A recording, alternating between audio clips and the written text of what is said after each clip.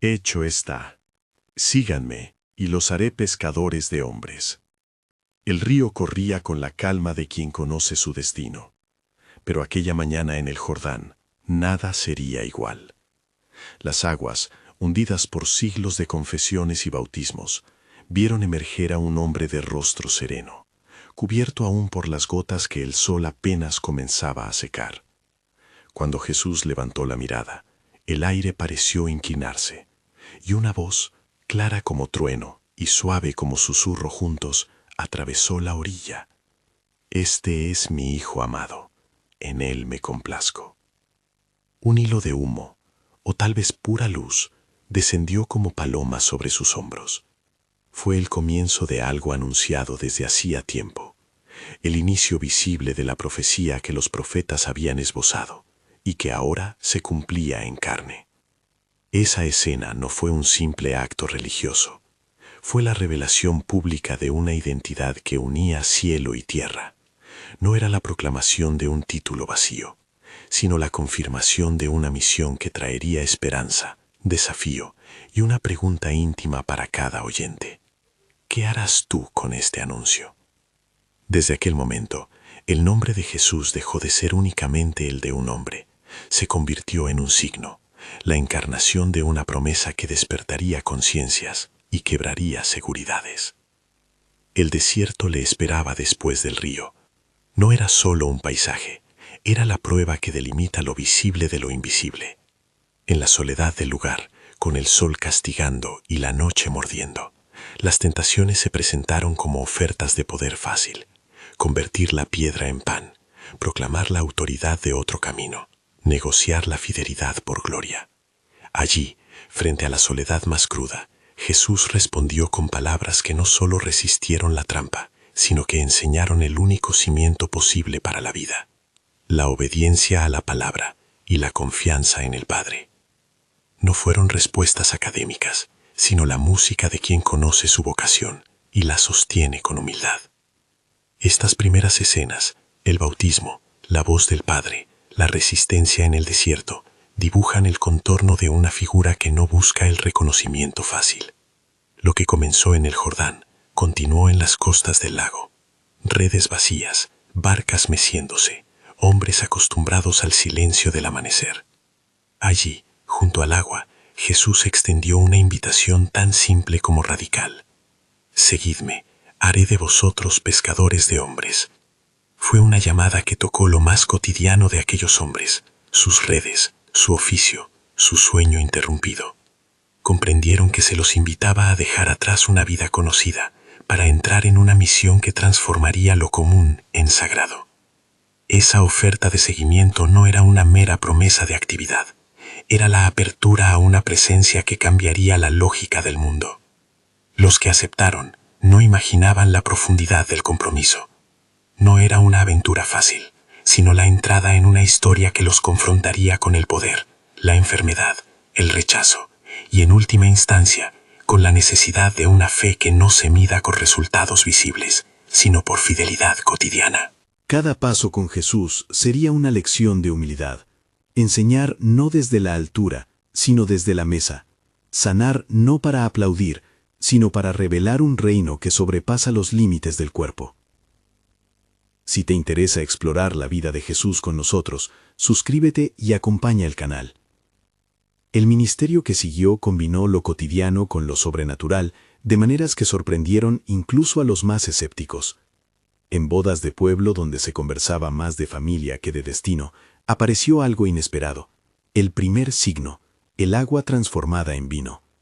No fue un truco social, fue una manifestación de que un orden nuevo podía irrumpir en las parcelas más pequeñas de la existencia. Los invitados, ajenos a su significado más profundo, celebraron el banquete.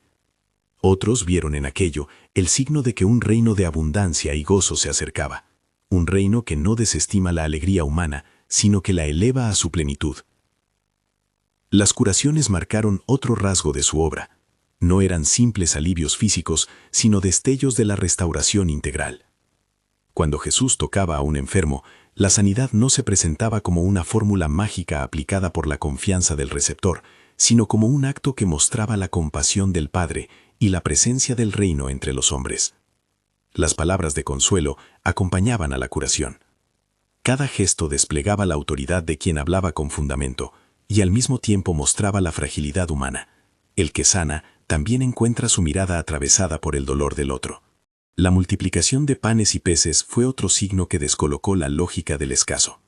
Frente a la multitud hambrienta, Jesús tomó lo que había y lo abrió. No multiplicó por espectáculo, sino para enseñar que en su reino la solidaridad vence a la escasez. El gesto dejó a sus discípulos con más preguntas que respuestas, pero también con una certeza que les sería fundamental. La economía del reino no se rige por el acaparamiento, sino por compartir. Si miramos estas escenas desde hoy, hallamos un patrón que no ha perdido relevancia. En un mundo que mide el valor por el rendimiento y la seguridad por la acumulación, la vida de Jesús propone otra medida: la dignidad de la persona, la compasión activa, el compartir como norma y la obediencia a la justicia divina como horizonte. Sus signos interpelan las prioridades modernas, nos invitan a preguntarnos si nuestras redes, literales y metafóricas, capturan vida o reproducen desigualdad. La enseñanza de Jesús no se limita a respuestas claras, se presenta en parábolas, esas historias que desarman seguridades porque obligan al oyente a completar el relato con su vida. En la parábola del sembrador, por ejemplo, la semilla cae en diversos suelos, algunos fértiles, otros pedregosos, algunos entre espinos. No es un relato sobre la eficacia de la semilla, sino sobre la condición del corazón humano. El buen terreno produce fruto, pero aquello depende de la disposición del receptor. Así, Jesús mostraba que la recepción de la palabra no es una cuestión mecánica, es una apertura del corazón que permite la transformación. El Sermón del Monte fue otra cumbre. Allí no se presentó una ley fría, sino una ética que cambia la mirada hacia el otro. Bienaventuranzas que bendicen a los pobres de espíritu, a los que lloran, a los mansos. Enseñanzas que invitan a rehacer la justicia desde la misericordia. Hablar de amar al enemigo, de orar en secreto, de no juzgar apresuradamente, no era promover una utopía inalcanzable, sino ofrecer los trazos de una vida que responde al misterio del Padre. Cada enseñanza tenía la intención de despertar una conciencia que actuara con el mismo corazón con que Dios mira al mundo. En medio de estas palabras, la figura de Jesús se hizo cada vez más difícil de encasillar. Para unos era un profeta poderoso, para otros un agitador que rompía tradiciones, para los enfermos un puente hacia la esperanza. Los líderes religiosos comenzaron a sentirse amenazados, no tanto por la originalidad de sus enseñanzas, sino por la autoridad que mostraba en escena. No hablaba con citas repetidas, ni con el peso de la ley que ellos manejaban. Hablaba con una convicción que penetraba. Esta autoridad le venía de una conexión con el Padre que no podía fingirse. La transfiguración, más adelante en su ministerio, sería un momento donde lo divino y lo humano se mostrarían en una tensión asombrosa. Pero antes de ese punto de claridad, hubo episodios que mostraron cuánto su presencia trastornaba los cimientos sociales y religiosos. La inclusión de marginados, la cercanía con prostitutas y recaudadores de impuestos, el perdón a quien se reconoce perdido.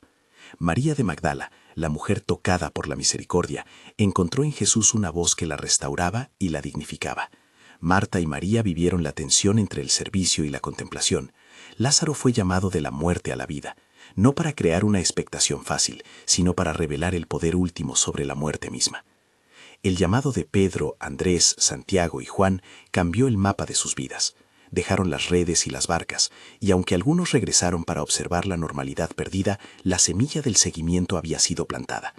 A través de ellos, la misión de Jesús empezaría a tomar forma comunitaria. No era una empresa solitaria, era la inauguración de una comunidad llamada a vivir las virtudes que Jesús enseñaba: perdón, servicio, humildad. El lavado de pies en la última cena, que vendría más tarde, sería el gesto culminante de un liderazgo que se hace servicio y de una autoridad que se legitima en la entrega. Sin embargo, el sendero que Jesús recorría no iba a ser una marcha triunfal y bien pensante. A cada signo de compasión, a cada enseñanza que abría horizontes, se sumaban miradas que ya habían decidido no comprender. La oposición no surgió por incomprensión inocente, fue una reacción al riesgo de perder control. Los fariseos y los escribas empezaron a armar discursos que buscaban desacreditarlo, y las preguntas que planteaban muchas veces eran trampas que pretendían poner en evidencia contradicciones. Jesús, con su sabiduría, respondía no con violencia, sino con parábolas que dejaban a sus adversarios sin argumentos coherentes y a la multitud con semillas de reflexión. Un episodio iluminador de estas tensiones fue la cura en sábado, liberar a una persona de su enfermedad en vísperas de la liturgia que marcaba el descanso. El contraste entre un Dios de vida y una religiosidad que se había petrificado en normas se visibilizó con crudeza. Para Jesús, la ley nunca fue un fin en sí misma, fue un medio para hacer florecer la justicia y la misericordia. Y cuando la ley se convierte en un instrumento de exclusión, la protesta de Jesús es clara. El reino que anuncia prioriza a la persona y su dignidad. A medida que el ministerio avanzaba, los milagros continuaban siendo signos y no atajos. Cada gesto de poder no garantizaba la fe automática de todos. El samaritano que volvió a dar gracias después de curar sus 10 compañeros mostró cómo la gratitud puede ser la llave que abre el corazón. Pero la incredulidad persistía en muchos, incluso entre quienes presenciaban los hechos. Este contraste subrayaba una enseñanza constante. Los signos son ventanas, no paredes. Muestran el rostro de Dios, pero requieren una respuesta libre.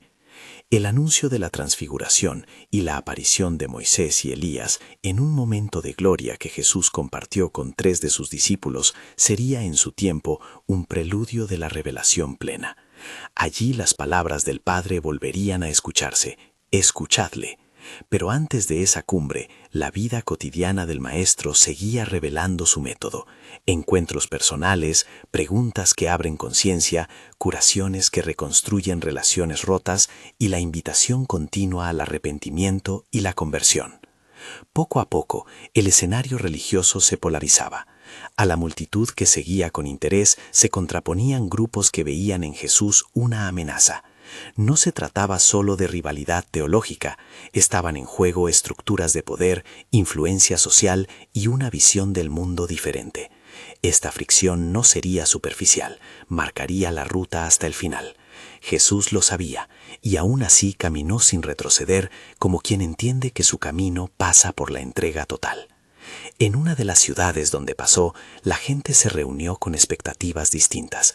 Algunos esperaban espectáculo, otros un milagro que resolviera su necesidad inmediata, otros un mensaje que confirmara sus prejuicios. Jesús pronunció parábolas que dejaban incómodos a los que se creían seguros y a la vez ofreció consuelo profundo a los que venían humildes. La tensión entre la revelación y la ceguera se fue haciendo más evidente. Mientras algunos avisoraban en Jesús al Salvador, otros empezaban a planear su eliminación. La política del miedo y la precariedad de las expectativas humanas comenzaban a tejer una trama oscura.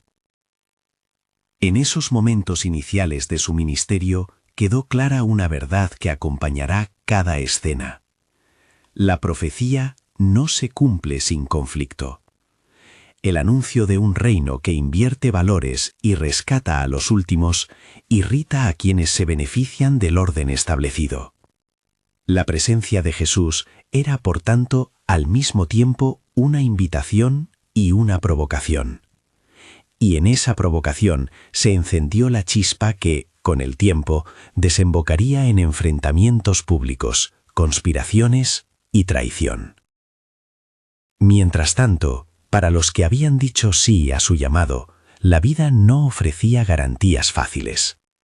Seguir a Jesús implicaba entrar en una escuela de aprendizaje que incluía miedo, incomprensión y la necesidad de perdonar, aun cuando la ofensa era profunda.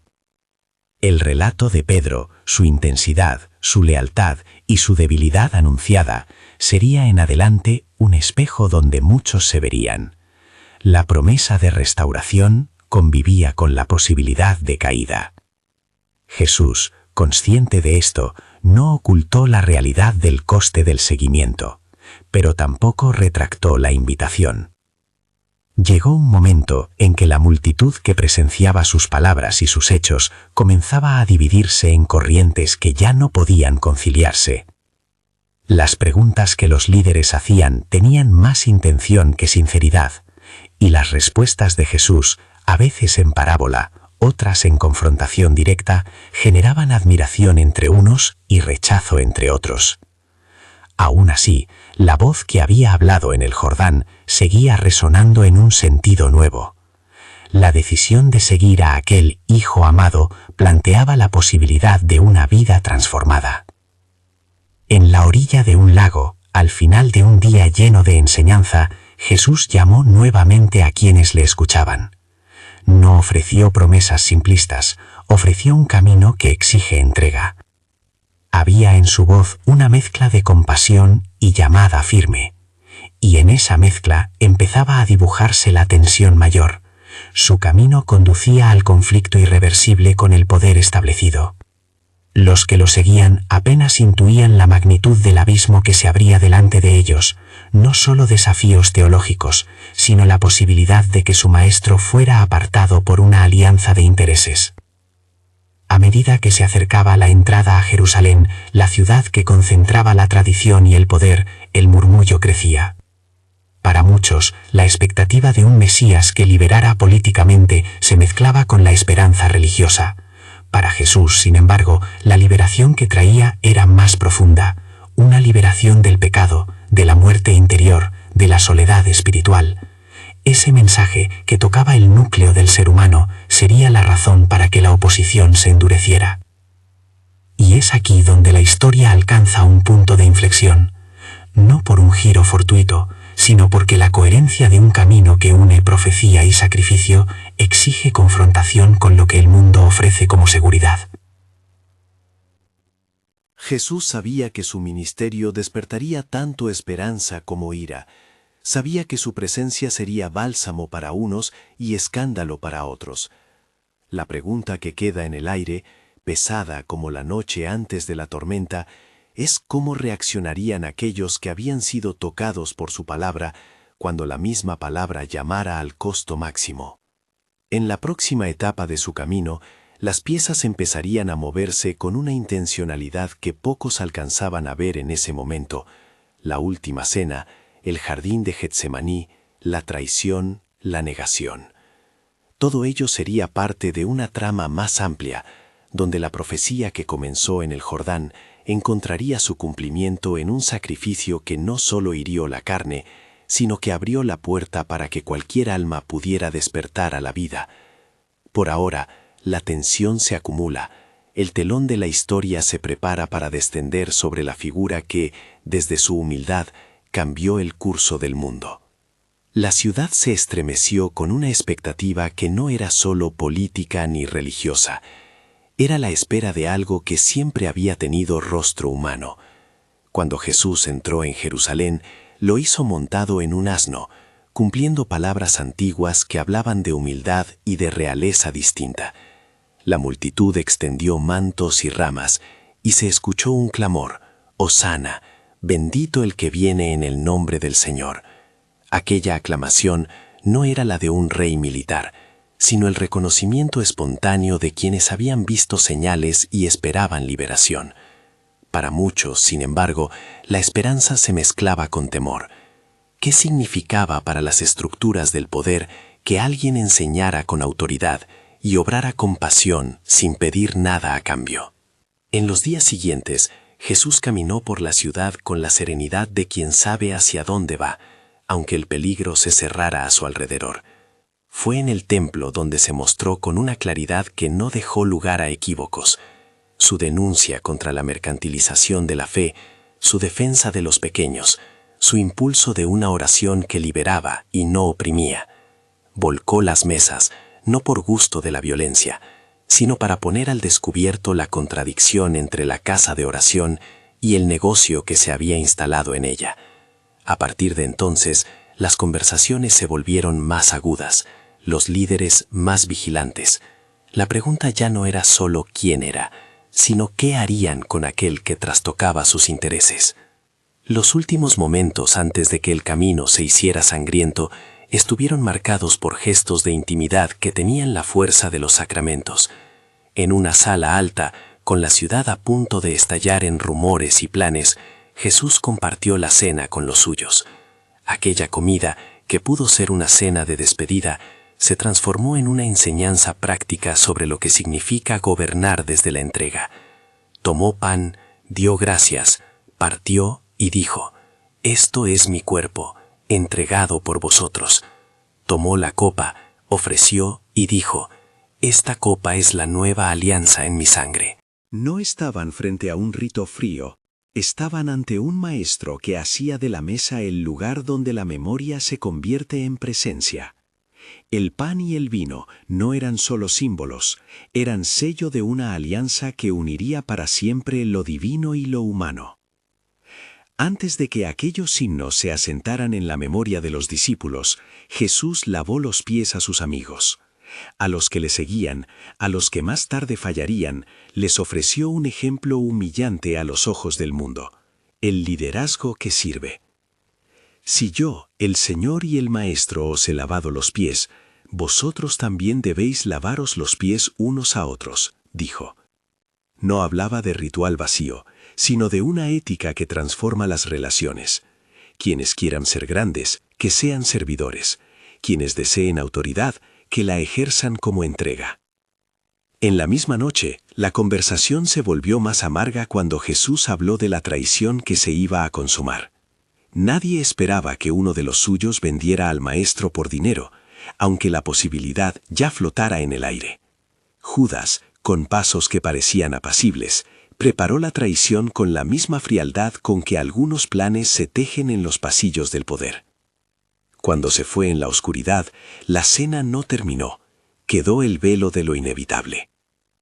La noche de Getsemaní abrió la herida definitiva de la humanidad de Jesús. Allí, lejos de multitudes pero cerca del peso del mundo, se reveló la vulnerabilidad del que había cargado con tantos dolores. Jesús cayó en una oración que es espejo de la condición humana. Pidió que si era posible se apartara la copa del sufrimiento, y sin embargo añadió la entrega suprema. Padre, si quieres, aparta de mí esta copa, pero no se haga mi voluntad, sino la tuya. La oración no niega el temor, lo admite, lo nombra, y al mismo tiempo se rinde a la obediencia. 3 veces halló a sus amigos dormidos, y en cada vuelta la soledad del que se enfrenta al juicio del mundo se hizo más densa.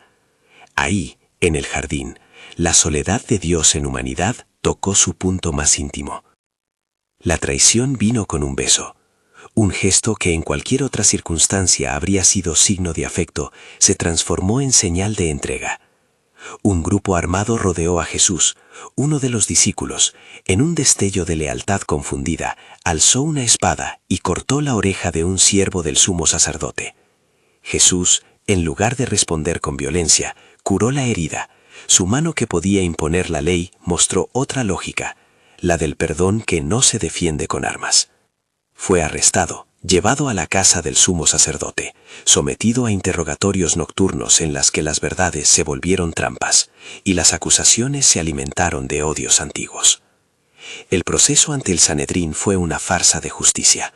Voces se levantaron para buscar motivos, testimonios contrarios, contradicciones forzadas. Jesús respondió con la verdad serena que desarma. Habló de su identidad, de su relación con el Padre, y en una declaración que resonó como un juicio inapelable para algunos y una blasfemia para otros, dijo con lo que tenía: «Tú lo has dicho, y veréis al Hijo del Hombre sentado a la derecha del poder y viniendo sobre las nubes del cielo». Esa afirmación encendió la ira. La condena fue ahora más predecible.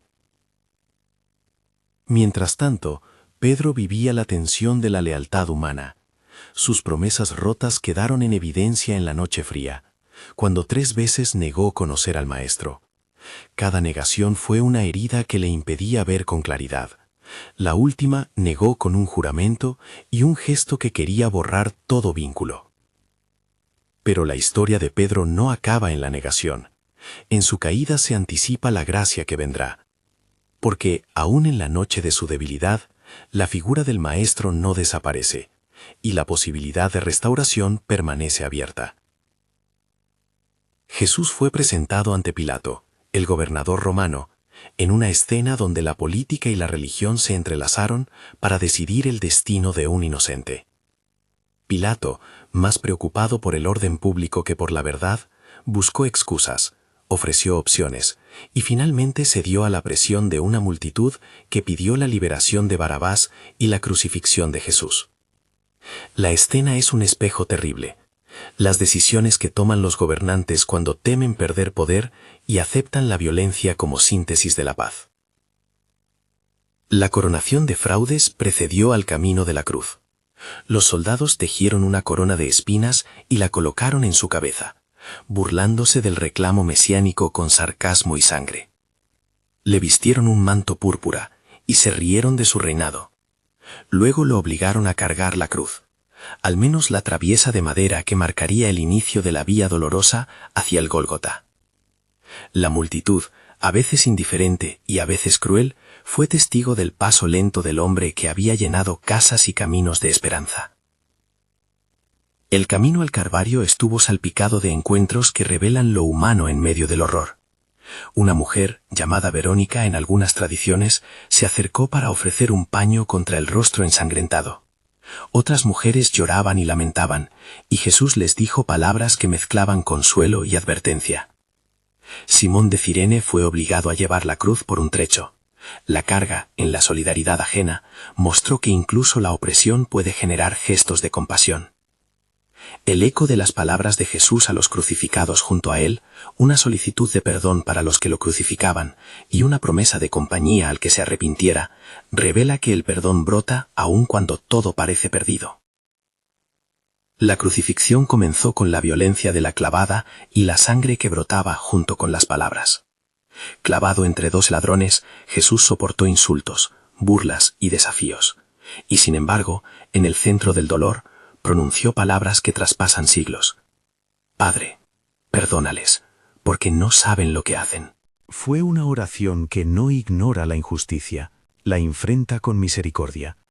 A su lado, uno de los malhechores se volvió a él con fe y recibió la promesa: «Hoy estarás conmigo en el paraíso».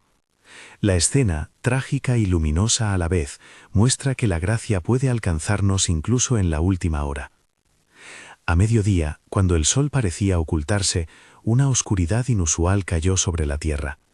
El velo del templo se rasgó de arriba a abajo en el momento de la muerte. Fue el signo de que el acceso directo a la presencia de Dios quedaba, de alguna manera, abierto para todos. Jesús, en su último aliento, pronunció palabras que sellan su misión. «Consumado es». No fue una derrota, fue la consumación de una obra de amor que comenzaba en humildad y terminaba en entrega. Y entonces, con un grito y la entrega de su espíritu, expiró. El centurión romano que observó lo ocurrido no pudo contener la verdad que la mirada humana descubre frente a lo divino. Verdaderamente, este hombre era hijo de Dios. Aquella confesión brotó de quien no pertenecía a la fe judía, y sin embargo reconoció la dignidad y la autoridad que emanaban de la cruz. La gente se dispersó, y algunos se llevaron la incredulidad como escudo. Otros comenzaron a preguntarse si aquello que vieron no era mayor que las etiquetas con que querían juzgarlo. José de Arimatea y Nicodemo, dos hombres con posición y coraje, pidieron el cuerpo a Pilato y lo colocaron en una tumba nueva.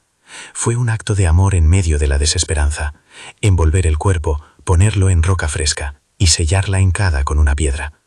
Las mujeres que lo habían seguido desde Galilea observaron la sepultura con la dolorosa atención de quien ama y pierde. Cerró un episodio que parecía definitivo. La muerte había reclamado a quien con su vida desafió los cimientos del mundo. Pero la historia no terminaría en el silencio de la piedra. En la madrugada del primer día de la semana, las mujeres fueron al sepulcro con el peso de la costumbre y el deseo de cuidar su memoria. Encontraron la piedra removida, el sepulcro vacío, y el asombro que nace cuando la esperanza tropieza con la realidad. Un ángel resplandeciente les dijo: «No está aquí, ha resucitado». Esas palabras fueron la ruptura de la cadena de la muerte, fueron la promesa cumplida de que el amor de Dios no puede ser contenido por los límites del sepulcro. María Magdalena fue la primera que, con el corazón deshecho entre el dolor y la esperanza, vio a Jesús vivo. En su confusión inicial lo llamó Rabí, y cuando él pronunció su nombre, algo en ella reconoció la voz que había transformado su vida. La orden de Jesús, aunque suave, fue clara: no permanecer como si todo continuara igual, sino ir y decir a los demás que Él vive. Esa comisión a la mujer que la sociedad había marginado es en sí misma un anuncio radical. La resurrección no es un privilegio de unos pocos, es noticia que se confía a los que han sido tocados por la misericordia. Las apariciones que siguieron multiplicaron la evidencia y al mismo tiempo no borraron la dificultad de creer. 2 discípulos en el camino a Emaús, abatidos y confusos, se encontraron con un caminante que, al partir el pan, abrió su entendimiento. Era Jesús. En la fracción del pan lo reconocieron, y la revelación, lejos de ser un espectáculo, fue una enseñanza sobre cómo la presencia de Dios puede percibirse en gestos sencillos. Esa noche, en una sala cerrada por miedo, Jesús apareció entre ellos, respiró sobre ellos y dijo: «Recibid el Espíritu Santo». Les ofreció paz y la misión renovada. A Tomás, escéptico y contundente, le permitió tocar las llagas y pronunciar aquella confesión que sería eco de todos los tiempos: «Señor mío y Dios mío». No todo fue solo consuelo, hubo restauración. Frente a fuego y recuerdos de su negación, Pedro tuvo su momento de reconciliación junto al lago de Galilea. 3 veces Jesús le preguntó: «¿Me amas?». 3 veces Pedro respondió afirmando su amor, y en cada respuesta recibió una comisión: «Apacienta mis ovejas». No fue una humillación eterna por su caída, sino la restauración de quien había sido llamado a pastorear, a cuidar, a sostener. Esos gestos nos muestran que la restauración que Jesús ofrece es práctica, reconquista la vida, la dignidad y el servicio. Antes de partir hacia la altitud desde la que había venido, Jesús reunió a sus discípulos y les confió una misión expansiva. Les dio una orden que no era un simple mandato geográfico, sino una transformación de identidad. Id y haced discípulos a todas las naciones, bautizándoles, enseñándoles a guardar todas las cosas que os he mandado. Les prometió que no estarían solos, la presencia del Padre y la del Hijo acompañaría la tarea. Fue la gran comisión, no un encargo de poder, sino una responsabilidad de testimonio que nace de la experiencia del amor y de la vida resucitada. La ascensión marcó el fin visible de su presencia corporal, pero no la conclusión de su acción. Cuando se elevó, los discípulos se quedaron mirando, con las heridas del asombro y la fuerza de la promesa. 2 ángeles les dijeron que Jesús volvería de la misma manera en que se había ido. La promesa del Espíritu se haría tangible poco después. La comunidad que él había formado comenzaría a tomar forma de iglesia, comunidad enviada, amparada por la promesa de no estar sola. Si volvemos la mirada desde aquí hacia nuestra vida, la pregunta no es meramente histórica. ¿Qué significa que aquel que fue bautizado, tentado, enseñó con parábolas, curó, lloró, fue traicionado, crucificado y resucitó, haya inaugurado una profecía que despierta conciencias? La respuesta tiene implicaciones prácticas y espirituales muy claras. Primero, nos interpela sobre la autenticidad de nuestra fe. No se trata de inundar la vida de palabras piadosas, sino de dejar que la vida de Jesús modifique nuestras prioridades. ¿Qué redes estamos dispuestos a soltar para seguirle? ¿Qué seguridades humanas estamos listos a resignar por fidelidad a la palabra? Segunda, nos llama a una forma de servicio que es contracultural. Cristo lavó pies. Por tanto, la verdadera autoridad se demuestra en la capacidad de ponerse al servicio del otro. En nuestras familias, trabajos y comunidades, la pregunta no es cómo nos reconocen, sino cómo cuidamos. Tercera, la cruz enseña que el amor verdadero asume costos. Perdonar no es minimizar la ofensa, sino liberarse de la prisión de la venganza. Seguir a Jesús puede implicar conflicto, pero también la paz que nace de la coherencia con el reino. La resurrección nos ofrece además la esperanza práctica de que nada está cerrado por completo. Las escenas de Magdalena, de los de Emaús y de la restauración de Pedro muestran que la vida puede renacer donde parecía extinguirse. Si te sientes abatido, si has negado, si has fallado, la historia de Cristo dice que la posibilidad de levantarte existe, no por mérito propio, sino porque la gracia encuentra los lugares rotos y los recompone. Y en ese marco la invitación se vuelve personal. Dejar que esta historia despierte tu alma. ¿Qué pasos concretos implica eso? Primero, una pausa para reconocer sinceramente dónde estamos. Arrepentimiento no es autodesprecio, sino una mirada honesta que permite volver. Segundo, un compromiso con la comunidad. El discipulado no es solipsista, se vive y crece en la fricción amorosa del otro. Tercero, prácticas que sostienen la vida espiritual. La oración que se parece a Getsemaní, honesta y rendida. La lectura que no pretende acumular información, sino transformación. El servicio que pone manos y pies donde hay necesidad. Vivir la misión del reino requiere valentía para confrontar la injusticia y ternura para acoger al herido. Requiere memoria de la cena y del lavado de pies, signos que nos vuelven prácticos y humildes. Y exige mantener viva la esperanza de la resurrección, no como idea abstracta, sino como motor que nos moviliza hacia la reconciliación y la restauración. Si esta historia ha removido algo en ti, hay un paso sencillo hoy. Decidir escuchar de nuevo, permitir que la voz que habló en el Jordán y que habló desde la cruz, te llame por tu nombre. No es una fórmula mágica, es una respuesta libre. Puedes empezar con una oración breve, con la búsqueda de una comunidad que camine contigo, con un gesto concreto de servicio hacia alguien cercano. La invitación final que te dejo es esta. No dejes que la historia de Jesús sea solo una narración lejana. Permite que su bautismo te recuerde tu identidad en Dios, que su tentación te enseñe obediencia en la prueba, que sus parábolas transformen tu manera de mirar, que su entrega en la cruz haga fértil tu capacidad de perdonar, y que su resurrección te impulse a vivir con esperanza y a ser testigo de la vida nueva. La profecía que comenzó en el Jordán culmina en un sacrificio que, lejos de ser un hecho mítico, despierta conciencias y llama a la acción. Si esta historia te ha tocado, tómate un momento para reflexionar. ¿Qué respuesta quieres dar hoy? Comparte en los comentarios cómo te ha impactado o qué paso concreto piensas dar. Busca una comunidad donde puedas seguir aprendiendo, perdonando y sirviendo. Y sobre todo, permite que la palabra siga obrando en ti. Señor Jesús, te damos gracias por tu vida que se entregó hasta el extremo, por la verdad revelada en el Jordán, por la fidelidad en el desierto, por las enseñanzas que nos sacuden y por la cruz que nos abrió la esperanza. Ven a donde estamos con tu misericordia. Despierta lo que en nosotros está dormido. Restaura a los que han caído y haznos instrumentos de tu paz. Que tu Espíritu nos acompañe para seguir tu camino de servicio, perdón y amor. Amén.